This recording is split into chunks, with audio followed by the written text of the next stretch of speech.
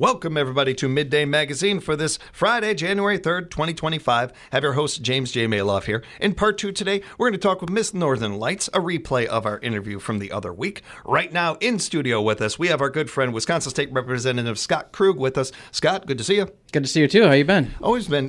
Doing good. How you been? Yeah, good. It's 2025 already. Yeah. 2025.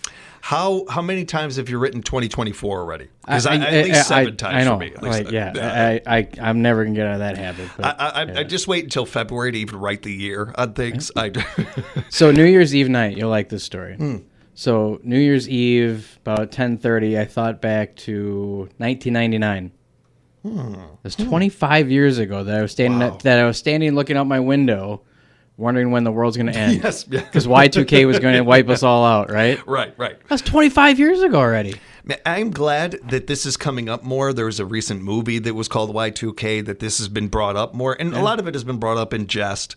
But I actually think that I hope people are reading between the lines on that, because there was so much hype and so much hoopla about that. And it really didn't involve a lot of fact. Just a lot of hyperbole. It was the first social media buzz that consumed everybody's life for nothing, right? And I don't know how much we've learned from that. Right, exactly. I think it's a good one to bring up for those examples as well, that it's so important to do your homework whenever it comes to almost any topic hitting the media. Everybody's MySpace was blowing up over... Oh, that was good. Rewinding a little bit with you, I wanted to hear how you had a great Christmas video out. I encourage people to check out even after the holidays here. I'd like to touch on that message and the meaning behind it, if you don't mind. Yeah, I mean, it's one of those things that when we do our Christmas messages every year, it can kind of get a little cliche, like, state rep standing in front of the Capitol Christmas tree, blah, blah, blah type of thing. But, we also wanted to try to dial it down a little bit, because everybody's had such a tough time financially the last few years with everything that's going on, whether it's politically, from inflation, whatever, whatever the case may be. And just helping people remind themselves what the reason for the season really is, right? It's family, it's getting together, it's understanding each other, it's having arguments and moving past them, and remembering the people who you can't be with during that holiday season, right? So I think that I really, besides that Christmas message, I really took that on as just a personal thing over the holidays, is just to try to reconnect with people, try to understand who we are, and just because we lost so many relationships during COVID. Yeah. Some people just kind of dropped out and dropped away and just, never came back. Mm-hmm. And you push them out of your lives because they're not there every day. They're not present because we're so busy all the time. You don't think about them anymore. And just trying to go back and remembering why. Yeah. Why we have those relationships and who those people are. Something else that stood out to me about it, and maybe this is in part because of your profession and everything, but it also came up with family over the past holidays and everything, is whether it was COVID or some people not talking to family members or friends for political reasons. Right, yeah. And getting away from that a little bit. Yeah. Understanding that politics are important. It's important to keep up to date on things, but it's not life or death. It's not something that I feel like should change the course of your friendships or your relationships with your friends or family or anything like that. Yeah, just personally saying that. I know. You used to see that all over the place. People would say, "Well, if you don't agree with me, don't come to dinner." Like, don't. Yeah. I'm not going to Thanksgiving because I can't agree with my Uncle Larry. Yeah. Just come on. It's not. No. Move on. It's not reality. And I tell people this all the time. Lee Dreyfus is one of the political guys that I always looked up to. Former governor of Wisconsin, former UWSP chancellor. And he's always said that Madison is 66 square miles surrounded by reality. Yeah. I tell people that all the time. Like, people come down to the Capitol and say, "Hey, I want to go here, I want to go there. How do I get there?" I'm like, dude, I don't know. Mm-hmm. Like, I come down East Wash. I'm here to work. I go home because that's where I do my shopping. That's where I hang out. That's where I meet my friends. I don't... you got to get your head out of this bubble that, politics is everything. And you're going to hear a lot of it between now and the end of January. Congress starting today with the speaker's election, that type of stuff. We get sworn in on Monday. President Trump getting inaugurated January 20th. You're going to hear all kinds of politics again, like we did from September, October, and into November. It's a blip. It's not reality. It's part of life, but it's not all your life. And part of the danger of this to me is too of the people, as dangerous as it might be to make this your life and make it your number one thing or whatever in your person, and it's not your job. It is just as dangerous to people that get disenchanted, that they get turned off from politics, and it's too much, and they're getting bombarded and everything, and they're like, all right, I'm done. I need a break. Well, that break can oftentimes be like that break right out of high school. You were going to take that year off and go to Europe and travel, and then you never go back to school. That's the danger in this, of people getting that turned away from politics to where they tune out. Yeah, I mean, you see it when you're knocking on doors during a campaign season. Like the very first door I knock on, and usually the very last door I knock on. Like the first door, people are like, "Oh God, here we go." Then for a while, they get used to people coming around and talking to them, and you can have conversations with people for a few months. But by the time you get to the day before the election, and you're knocking on somebody's door in Adams Friendship, and they're looking out the door like, "Oh my God, do I have to answer this again?" You know, it's nice to have this break that we've had, right? I mean, we're gearing up again. We've got a pretty big and important Supreme Court election coming up in April. But this lull is nice for people to actually understand that we have reality. We have other things to do. We have other things to talk about. I ran into a lady at Walmart, Christmas season shopping type of thing. 10,000 people at Walmart every second of every day trying to fight through it. And she had asked me if I could help her reach something. I'm like, that's great. Yeah, I could reach for it. And she recognized who I was. And then she went on to describe why she was reaching for this product versus the other product, and it was because of somebody's political affiliation with the other product. I'm like, I've been in politics most of my adult life. I've never really gone to that level. Yeah. Or I hear people all the time say, well, I'm not going to watch that guy's movie because of his political beliefs. Right, yeah. Like, I like Harrison Ford. Right. Cool actor, right? Yeah. I didn't ask him what he thought politically. Kevin Costner on Yellowstone, one of the best characters that you could probably emulate politically, just a no-nonsense, I'm just going to do what I want kind of guy. Politically, Kevin Costner and I will never agree on anything. Does that mean I'm not going to watch his shows anymore? Right. Probably not, right? So, I mean, there's levels. Whether you're totally engaged or you're totally not engaged, just try to remember it's not a 0 or 100% proposition here, that you can have some middle ground and live your life outside of those decisions sometimes. You mentioned getting back into the swing of things that are everybody is going to be coming up here and everything. What does that entail? What are some of the early plans for here in Wisconsin? Yeah, Monday's inauguration, and I took on a new role this session as the assistant majority leader, so that means a little less committee work, a little bit more work behind the scenes, functionality. Like if you relate the assistant majority leader to what Congress does, maybe you know or not, but Congress has somebody called the whip. Right, in the majority party, you're the whip. You're the guy that makes sure the votes are there for the things that need to get done. You're the one that's trying to help figure out how to get the vote there if it's not quite there. So I took the role on as assistant majority leader this session in a tight majority because of the changes in maps, where we come back 53 to 45. My job is to figure out how to get us to 50 on every vote. That's what I'm going to do the entire session. That's what I did. That's what I've done every session without even knowing it. Really. I was going to say, this is something you've done before. Right. Yeah. I mean, this is my lane. This is what I operate in. So I'm no longer a chair of a committee per se, but I'm more behind the scenes trying to make sure that we can actually get things accomplished to come back home and talk about. Like, hey, we got this done because of this. I'm still on campaigns and elections. I'm the vice chair now, so it'll be a little different role, but I'm still involved in that committee because those issues are still every day on my mind, constantly, right? Because I'm always looking at trying to figure out what is conjecture and what is reality. How much is perception, how much is real problem. And once you get elections into your system, it never goes away for some reason. I'm an elections junkie. I love data. I love information.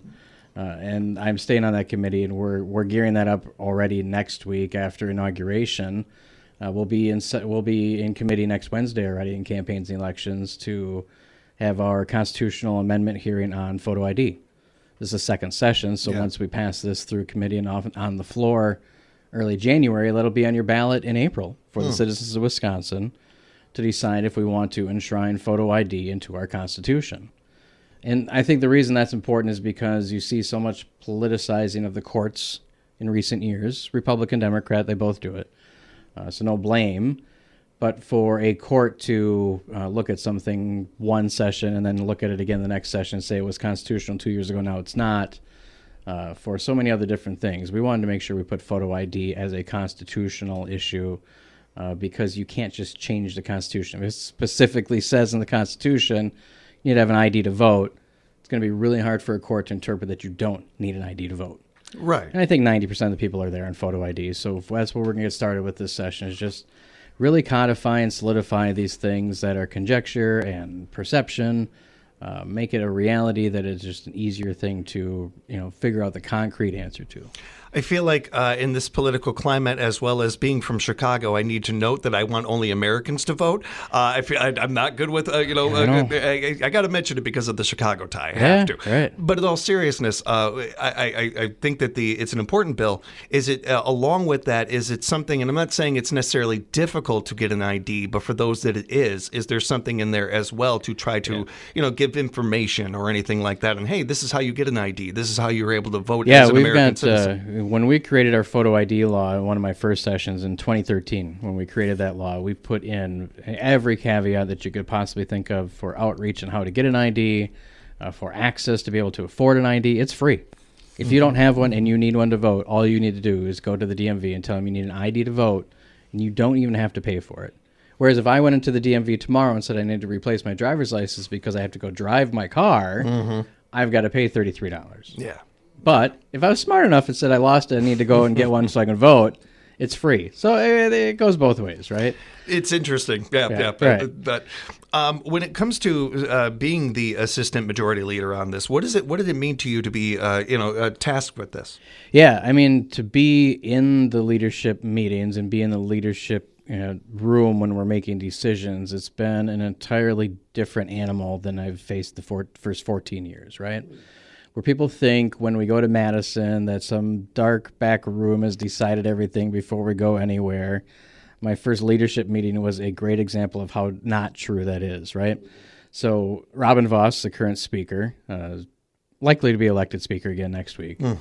When we sit in a leadership room, his first thing is not pounding his fist on the table saying this is what we're going to do. First thing Robin Voss says as speaker is, okay, what are we going to do first? And kind of looked around the table, and everybody's kind of quiet. I'm like, well, how about this? How about that? How about this? So yeah, let's do that. Let's do this, and let's do that. I'm like, oh, this is easy, right? I mean, so to have those ideas and be able to bring them to the leadership discussion and say, hey, we shouldn't let Milwaukee count ballots at 4 o'clock in the morning anymore. Let's figure that out, right? We've tried a couple sessions in a row. Let's get it done. And for the rest of the leadership team to say, yeah, okay, that sounds like a great idea. Perfect. I mean, that's exactly what I'm in leadership for, is bring those ideas to the table that maybe haven't gotten that far before. And this is new to you with Speaker Voss. Yeah, I mean, not from Speaker Voss, but just this in general. Yeah, I mean, anytime I've ever needed to talk with Robin or have discussions about ideas, he's open to having conversations. But now that I'm part of the decision-making team, it's an equal conversation, not I'm subordinate, quote unquote. I'm not really, because I don't work for him, but I know what you mean. When you've got to get a bill across the floor, you got to get the majority leader and the speaker to do it. And now that you're the number 3 in the assembly as the assistant majority leader, it makes it a heck of a lot easier for your bills to get done too. So that's a lot helpful. Yeah. Sorry, Scott. We're speaking with Representative Scott Krug right now, and you serve on the Wisconsin Transportation Project Commission. What does that mean to you, and what is some of the work that you're doing with that? Yeah, that's a great story too. Is way back in 2013 again. The first budget, I actually knew what I was doing. The first budget was 2011. You sit down and you're quiet for the first 2 years of it because you don't know anything, right? Right. 2013, the first budget that I actually knew what I was doing, I proposed the Highway 54 bypass project from Port Edwards back to the backside of Walmart. Got it through the Assembly, got it through the Senate, got it through the Joint Finance Committee, got it into the budget, got it on to Governor Walker's desk, who vetoed it. Okay. So I went to the speaker at the time, Jeff Fitzgerald, and I said, I saw this veto come through. I don't understand exactly why. I see there's this committee out there called the Transportation Projects Commission. Put me on the committee. Let me learn a little bit more about transportation. So from 2013 till 2019, the TPC, they call it, is supposed to meet annually to decide how to enumerate projects for the state budget. So we have discussions with DOT, stakeholders, all that type of stuff. So from 13 to 19, Governor Walker never convened the committee because the governor is the chair of the committee. So Governor Walker had no interest in this committee being part of the discussion. To Tony Evers' credit, in 2019, he revived the TPC yearly meeting. So from 2019 now to 2024, we just met in December. Our job is to take information from the DOT and from stakeholders and enumerate or create the necessity for projects across the state. So we just enumerated the expansion of I-39, 90, 94 between Madison and Wisconsin Dells in December. Massive project for the central Wisconsin area. To get rid of that bottleneck of people trying to get up into the Wisconsin Dells and through the Wisconsin Dells in the summer. It is a massive multi-$100 million project that the 15 of us at the TPC had to say, yeah, let's go ahead and do it. The only way the TPC is ever able to get that done is if the Department of Transportation in their report to us tells us we actually have the money that we can pay for it. Otherwise, legally, we can't even enumerate a project. Interesting. So when people worry about the cost of projects coming through, it's already built into our budget. Right. We have a $2 billion transportation budget annually. We're still going to be able to work on surface roads. Still be able to get money back to locals to repair their roads. But over the course of 100 years, that's what our typical plan at the TPC is to make sure that every state highway over the course of 100 years has some attention. That's a massive undertaking, trying to understand how many miles of roads we have in Wisconsin that most other states don't. Yeah. We have a road that goes everywhere in Wisconsin. Yeah, pretty much. You wouldn't believe it, even if I tried to describe it. And that is our goal, is to make sure that we give them all as much equal attention as we possibly can.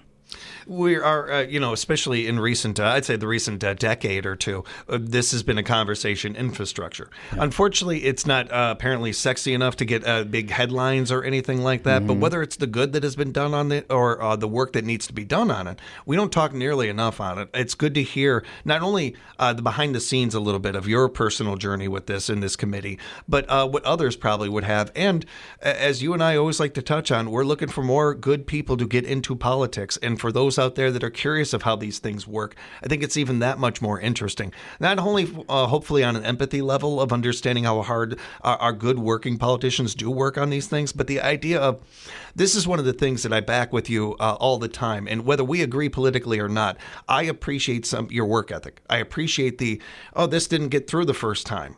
This is important. I'm going to do what I need to do to learn more about this, to get this done. That is something we need more of, not just in politics, but in society of, I didn't get this done the first try. Well, I'm moving on. Yeah, moving on, or I could just keep throwing it at the wall and hoping that it sticks at some point. Yeah. Or I could learn what the problem is and how to figure out how to solve it. I mean, that's the job. And I'm super excited about Monday, right? Getting going again, the first couple of weeks of session is just...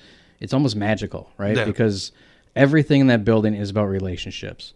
Whether I knew a thing or anything about the Transportation Projects Commission or these projects or those areas that those projects affect doesn't matter as much as having that seat at the table with the director of the director of DOT, sitting with the governor, sitting with those colleagues on that committee, having that relationship, having that understanding of each other. So when the time comes that I do really need something, an A Street, I really need A Street done. And we've been trying to push DOT to move that project up forever. It's finally on the docket for 2026, right? Yeah. The main portion of A Street. That's a huge story. Should have been done 6 years ago. Yeah. We couldn't get there, right? But we're finally getting there because we have those relationships built, not because I was able to take numbers or data or quantifiable things to anybody. Just going to the department and just saying, hey, I worked with you on this. Can you work with me on this? Oh, sure. Yeah. Okay. We may have missed that. Yeah. We'll go back and we'll take care of it. So it's not even the learning about it. It's crucial to learn about it, but it's even more crucial to have understanding who people are, what their motivations are. That's what a politician is knowing who the people are and how to persuade them to do the things that need to get done. Yeah. Before we wrap up, I did also want to touch on this because it's, I would say this is probably the oldest topic you and I have talked about is water quality. Yeah. And the DNR has a grant to support water quality out right now we want to let everybody know about. Yeah, I mean, it's amazing just to see how far we've come on this issue in 12 years, from the first time the Saratoga Dairy popped up in my district in my first reelection. To now, to see all the leaps and strides we've made without really getting legislation done, but putting funding into the DNR to put out grants to local communities, to now having been on the Lakes Association down in Rome for the last 3 years, and getting a new farmer-led water quality group started again, right? I mean, so there's all kinds of money, there's all kinds of attention, there's all kinds of effort going into watershed grants, making sure that communities like Wood County and Portage County and Adams County, Juneau County can collaborate together to take a part of these initiatives in their watersheds, not just because they're a local unit of government, but because they share a certain body of water or a certain watershed. Those are the things that I take a lot of pride in, especially, we created the Farmer Watershed Act in 2013 to make sure that those grants could become available, and then putting money into the budget every year to make sure they can become a reality. So, I mean, it's night and day from where we were 12 years ago. It's really good to see. There is work to be done, but it's important to appreciate and be thankful for the progress we have made on this as well. I can do both. And you can find out more about that, what Scott's telling you about there, at the dnr.wisconsin.gov, dnr.wisconsin.gov. Scott, as we're wrapping up here, I imagine that you feel pretty confident about the Packers going into this weekend. No? Oh, okay. I would have thought for sure. But how about the playoffs? How about how do you feel about I'm not confident about them. No. This weekend, I guess, is all right. I don't think they're going to have much problem. Caleb Williams doesn't seem to know how to play football, so. Oh, he's getting there. Oh, you watch I think out. We'll be fine. He's getting the there. game is just so fast for the guy yet, so it's all right. We'll be good this weekend, but after last weekend, the playoffs look iffy, right? With Jair Alexander just quitting on the team, basically. Yeah. Just saying, I don't want surgery. I don't want to do anything. I don't want to get it fixed, and just dropping off the team. It's not as serious as this. I'm using it loosely, but it's like theft. It really is. It reminds me a lot. It reminds me a lot of Ben Sheets back in the playoffs for the Brewers, where he couldn't pitch because they got a hangnail. Yeah. Biggest game of the franchise history, and you don't have the chops to get into the game. So that's where we're at with the Packers secondary. And the nice thing, you got the youngest team in the NFL, and you got a good nucleus. If the receivers could catch a ball, it'd be great. Might be dangerous. Might be a dangerous team.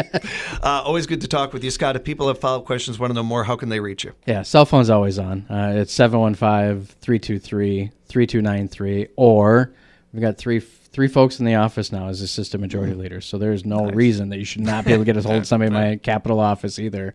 608-237-9172. So either one of those is fine. Find me on Facebook. Just shoot me a text. Whatever it is, I'm always around.